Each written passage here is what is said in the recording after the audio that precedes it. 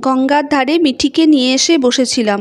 হঠাৎ করেই লোডশেডিং হয়ে যায়, কিন্তু এরপরে যে ভয়ঙ্কর ঘটনা আমার জন্য অপেক্ষা করছিল তা আমি ঘুণাক্ষরেও টের পাইনি।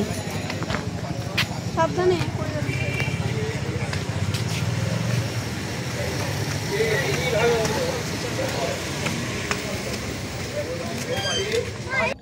রাস্তার স্ট্রিট লাইটগুলো একটাও জ্বলছিল না। সামনে গঙ্গার পাড়ের মন্দিরটায় আলো জ্বলছিল। আমি সেখানে তাড়াতাড়ি প্রণাম করে মিঠিকে নিয়ে রওনা দিলাম। রাস্তা যতটুকু দেখা যাচ্ছিল, ওই পথ চলতি কোনো বাইক এলে তার আলোয় যতটুকু দেখা যাচ্ছিল। ক্যাম্পাসটা কীরকম যেন নিঝুম নিস্তব্ধ হয়ে আছে। এমনকি রাস্তার ধারে যে কুকুরগুলো থাকে সেগুলোরও দেখা নেই।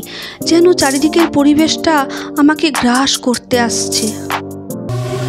রাস্তাটা একদম ফাঁকা, কেউ কোথাও নেই। পরিবেশটা চারিদিকের যেন ভুতুরে ভুতুরে, একটা গা ছমছমে ভাব। হঠাৎ করেই একটা টোটোর দেখা পেলাম। কয়েকটা লোক ওই টোটো করে রাস্তা দিয়ে যাচ্ছিল। মনে কিছুটা সাহস পেলাম।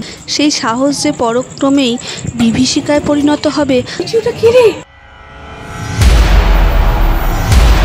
কিছু বোঝার আগেই সেই ছায়ামূর্তিটা হঠাৎ করেই আমার সামনে দিয়ে দৌড় লাগালো। প্রাণ বাঁচাতে মিঠিকে নিয়ে আবার পিছনের রাস্তা দিয়ে কোনো মতে দৌড়ে পালালাম। সেই যাত্রায় কোনো মতে আমার প্রাণ বাঁচলেও সেই ভয় আমাকে যেন এখনও গ্রাস করে রেখেছে। আমি কিছুতেই তার থেকে বেরোতে পারছি না।